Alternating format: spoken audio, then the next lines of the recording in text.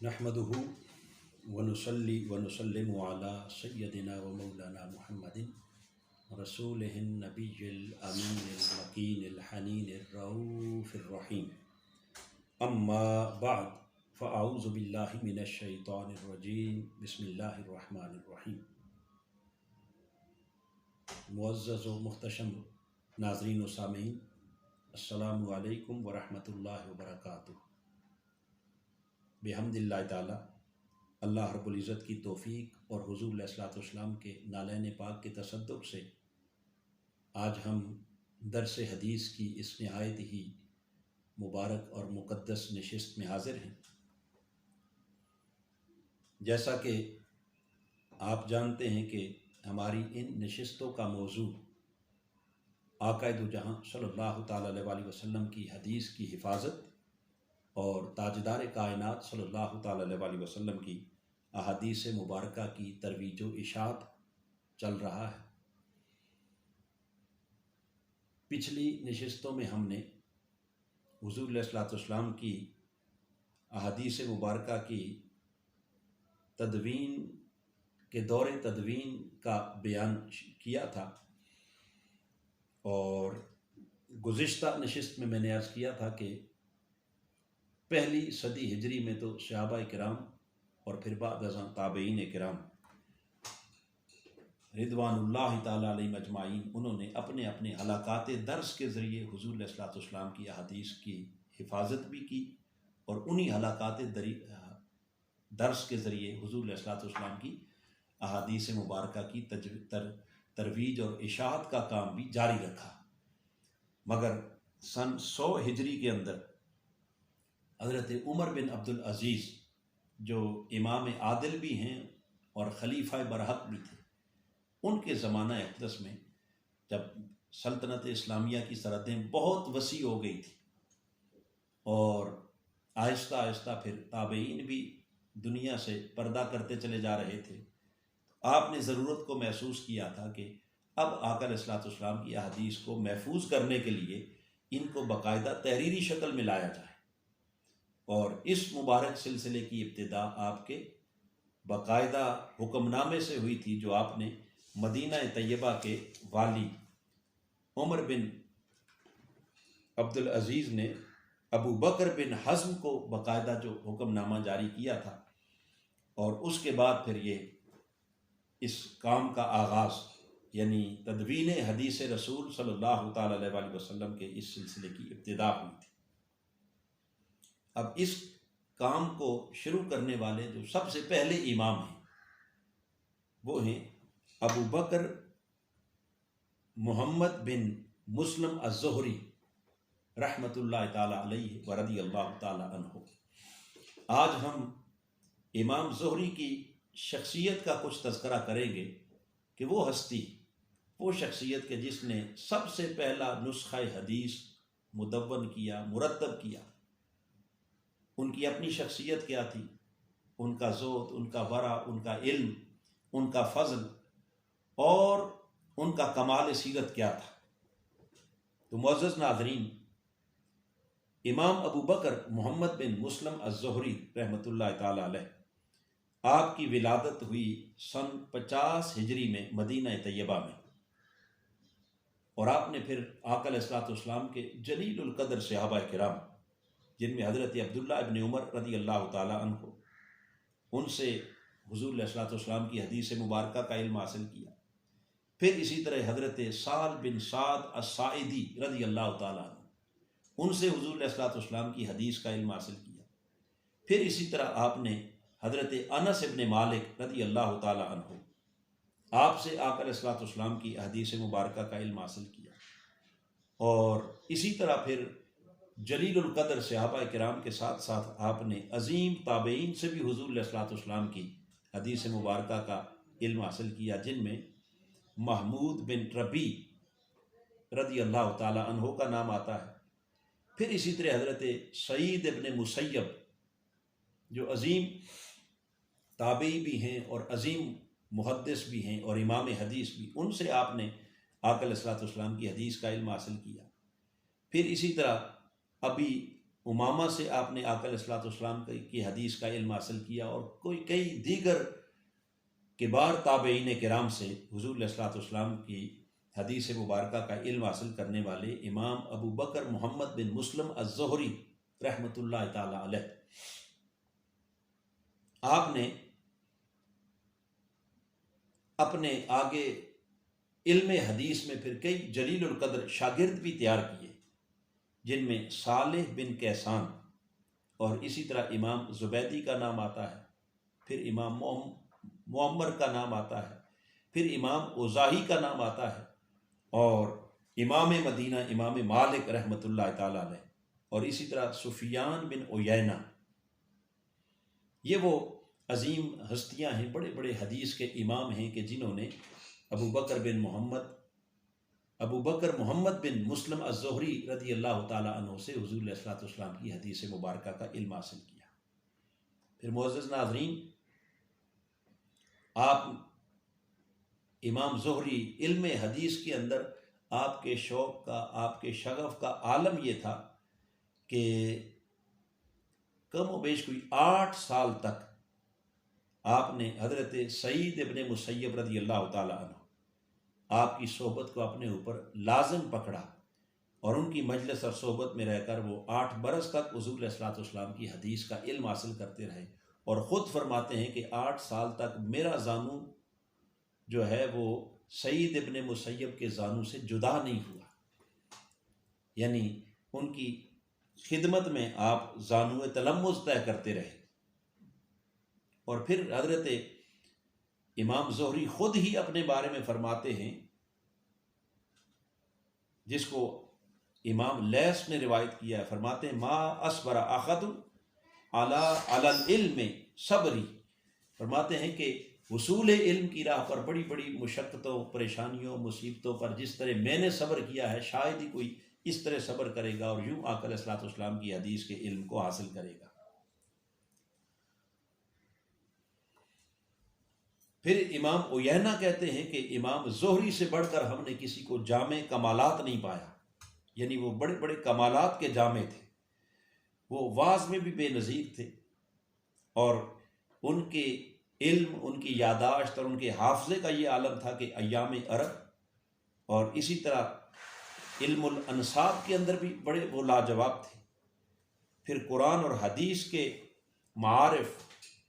کے وہ بحر بے کراں تھے،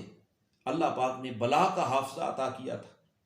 اور حال یہ تھا کہ آپ نے پورا قرآن مجید 80 راتوں کے اندر حفظ کر لیا تھا۔ امام زہری اپنی یاد کردہ احادیث کے بارے میں خود ارشاد فرماتے ہیں کہ جو احادیث میں نے صحابہ کرام سے، تابعین سے اور بڑے ائمہ سے سن رکھی تھیں، مجھے اپنی یاد کی ہوئی احادیث کے اندر کبھی شک تک نہیں ہوا، تردد تک نہیں ہوا، یعنی اس قدر اللہ پاک نے ان کو کمال درجہ حافظہ عطا کیا تھا۔ اور امام زہری خود ہی کہتے ہیں کہ ایک مرتبہ صرف ایک حدیث کے اندر مجھے تھوڑا سا شک ہوا کہ شاید یہ آقا علیہ الصلوۃ والسلام کے بیان کردہ الفاظ جو مجھے یاد رہے ہیں یہ درست ہیں یا نہیں، مگر آپ فرماتے ہیں کہ جو ہی میں نے ایک اور امام سے، اپنے ساتھی سے جا کر حضور علیہ الصلوۃ والسلام کی اس حدیث کے بارے میں دریافت کیا، تو مجھے معلوم ہوا کہ بے عین ہی وہی الفاظ جو میرے ذہن میں تھے وہی اس نے بیان کیے کہ اس نے کہا، اور اس نے تصدیق کی کہ آپ کو جو الفاظ یاد ہیں اس میں کسی قسم کے شکوک اور شبہات کی کوئی گنجائش نہیں ہے، وہ آقا علیہ الصلوۃ والسلام کی بیان کردہ حدیث کے مطابق بالکل درست ہیں۔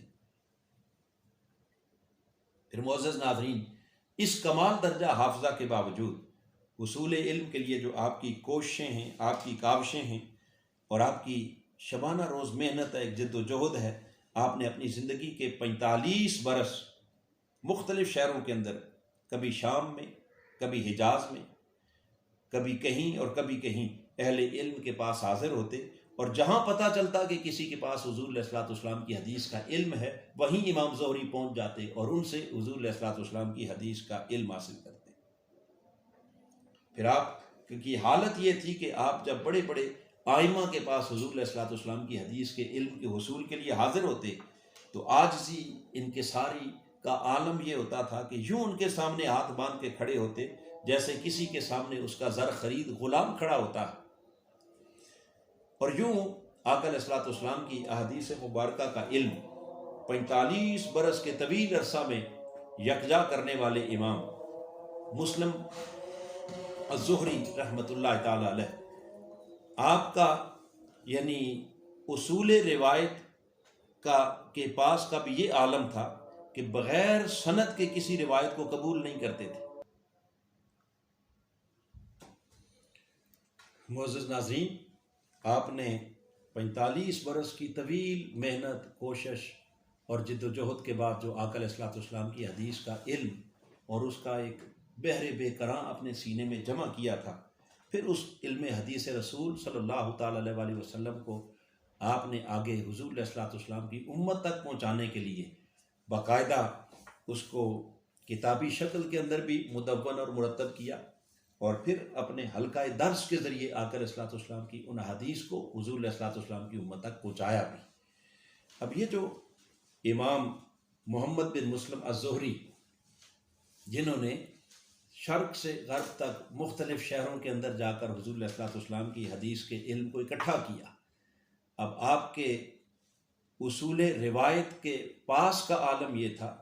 کہ بغیر سند کے وہ کبھی حضور علیہ الصلوۃ والسلام کی حدیث کو قبول ہی نہیں کرتے تھے۔ ایک مرتبہ مدینہ طیبہ میں آپ کی مجلس لگی ہوئی تھی، بڑے بڑے شائقین علم اور بڑے بڑے عظیم آئمہ آپ کے ارد گرد ایسے بیٹھے ہوئے تھے جیسے چاند کے ارد گرد ستارے چمک رہے ہوں۔ اس مجلس کے اندر امام اسحاق بن عبداللہ نے بغیر سند کے ایک حدیث کو بیان کرنا شروع کر دیا اور یوں کہا قال رسول اللہ صلی اللہ تعالی علیہ وآلہ وسلم۔ بس جو ہی انہوں نے حدیث کو سند چھوڑ کر بیان کرنا شروع کیا تو امام زہری آپ فوراً جلال میں آ گئے اور امام اسحاق بن عبداللہ کی طرف متوجہ ہوئے اور فرمانے لگے ما لک قاتلک اللہ یا ابن ابی فردہ اسند حدیثک، فرمانے لگے کہ اے ابی فردہ، یہ امام اسحاق کی کنیت تھی، فرمانے لگے کہ اسحاق بن عبداللہ آپ کو کیا ہو گیا، آپ نے اپنی روایت کی سند کو کیوں چھوڑ دیا ہے؟ یہ جو حدیث بیان کر رہے ہیں اس حدیث کو بیان کرنے سے پہلے اس کی سند کو بیان کریں، چونکہ بغیر سند کے ہم کوئی بھی حدیث کو، کسی بھی حدیث کو قبول نہیں کریں گے۔ اور پھر آپ نے فرمایا تحدثون باحادیث لیس لها ختم ولا عظمت، آپ لوگ ایسے حدیثیں بیان کرتے ہیں کہ جن کی کا نہ کوئی سر ہے نہ کوئی پاؤں ہے، نہ کوئی ان کا اول ہے نہ کوئی آخر ہے، تو کم سے کم جب حدیث بیان کریں تو اس سے پہلے اس کی سند ضرور بیان کریں تاکہ ہمیں پتہ چلے کہ کن کن لوگوں کے ذریعے یہ فرمان رسول ہم تک پہنچ رہا ہے۔ تو معزز ناظرین، آپ نے دیکھا کہ اتنے محتاط امام ہیں امام زہری کہ جو بڑے بڑے آئمہ سے بھی بغیر سند کے حدیث پاک کو قبول نہیں کرتے۔ اب یہ تو ان کا ذوق علمی ہے، یہ تو ان کا حفاظت حدیث رسول کا اہتمام ہے، مگر اس کے ساتھ ساتھ پھر اللہ پاک نے ان کو زہد بھی عطا کیا، ورع بھی عطا کیا، تقوی و طہارت بھی عطا کیا، کمال صوفیانہ مزاج بھی تھا، اور اس کے ساتھ ساتھ پھر اللہ نے ان کو شاہانہ مزاج بھی عطا کیا۔ حضرت عمر بن دینار بیان کرتے ہیں، فرماتے ہیں کہ آپ کو دنیا داروں کے مال اور دولت کی پرواہ ہی کوئی نہیں تھی، بڑے بڑے شاہوں کو خاطر میں نہیں لاتے تھے اور ان کے مال اور دولت کی طرف کبھی آنکھ اٹھا کے نہیں دیکھتے تھے۔ عمر بن دینار کہتے ہیں کہ ہم نے اشرفیوں کو اور مال اور دولت دنیا کو جس طرح امام زہری کے ہاں ذلیل ہوتے ہوئے دیکھا، ایسے کہیں بھی نہیں دیکھا۔ یعنی ان کے سامنے اشرفیوں کا یہ حال ہوتا تھا، یوں لگتا تھا کہ یہ دولت اور اشرفیاں نہیں ہیں، ایسے لگتا تھا کہ جیسے یہ جانوروں کی مینگنیاں پڑی ہوئی ہیں۔ پھر معزز ناظرین، جہاں ان کا زہد تھا، ورع تھا، جہاں ان کی علمی استعداد تھی، اور جہاں ان کو اللہ پاک نے غنائے قلب اور غنائے نفس عطا کر رکھی تھی، اسی کے ساتھ ساتھ پھر عظیم مجاہدانہ کردار بھی اللہ نے ان کو عطا کر رکھا تھا۔ وہ اتنے بڑے مرد مجاہد تھے کہ کسی بھی باطل قوت کے ساتھ ٹکراؤ کے وقت آپ پیچھے نہیں رہتے تھے، بلکہ میدان جہاد میں بھی سب سے آگے دکھائی دیتے تھے۔ تو ان عظیم خوبیوں کے مالک کہ جن میں اللہ پاک نے علم بھی، تقوی بھی، اور جن میں کمال ذہانت اور فطانت بھی، اور جن کے اندر کمال درجہ احادیث رسول کی روایت کے لیے احتیاط بھی، اور پھر مجاہدانہ کردار بھی، اور پھر غنائے قلب بھی، جسے نہ دنیا کی پرواہ، نہ دنیا داروں کی پرواہ، نہ دولت نہ مال ان کو اپنی طرف متوجہ کر سکے. تو ایسی ہستی جو اپنے مزاج کے اندر صوفیانہ بھی مزاج تھا اور شاہانہ مزاج بھی تھا، اور جن کا عالمانہ جاہ و جلال بھی تھا، ایسی ہستی جو ان تمام خوبیوں کا مجموعہ تھی، وہ ہستی جنہوں نے حضرت عمر بن عبدالعزیز رحمۃ اللہ تعالیٰ علیہ کے حکم پر سب سے پہلا مجموعہ حدیث رسول صلی اللہ تعالیٰ علیہ وسلم تیار کیا، اور باقاعدہ پھر تدوین حدیث رسول صلی اللہ تعالیٰ علیہ وسلم کے اس مبارک سلسلے کی ابتدا امام محمد بن مسلم الزہری سے ہوتی ہے سن 100 ہجری میں، اور پھر اس کے بعد آگے یہ مبارک سلسلہ پھر ایک تسلسل کے ساتھ جب چل پڑتا ہے تو پھر بڑے بڑے آئمہ حدیث میدان میں اترتے ہیں اور اپنے اپنے علاقوں میں، اپنے اپنے شہروں کے اندر حضور علیہ الصلوۃ والسلام کی احادیث مبارکہ کی تدوین کے کام کو شروع کرتے ہیں، اور تاجدار کائنات صلی اللہ تعالیٰ علیہ وسلم کے فرامین اور آقا علیہ الصلوۃ والسلام کی احادیث مبارکہ کو کتابی شکل میں جمع کیا جاتا ہے. تو یہ ان جامعین حدیث میں سے پہلے محدث محمد بن مسلم الزہری ہیں، جن کا ذکر ہم نے آج کی نشست میں کیا ہے، اور باقی آئمہ حدیث جنہوں نے اپنے اپنے ادوار میں اور اپنے اپنے علاقوں میں آقا علیہ الصلوۃ والسلام کی احادیث مبارکہ کے پہلے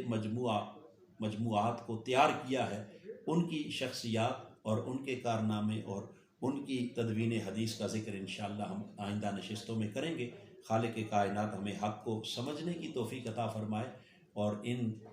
عظیم آئمہ کے نقوش پاک کو تلاش کرتے ہوئے آقا علیہ الصلوۃ والسلام کی حدیث کے علم کو حاصل کرنے اور اس کو آگے امت تک پہنچانے کی توفیق عطا فرمائے. آمین. وما علینا الا البلاغ.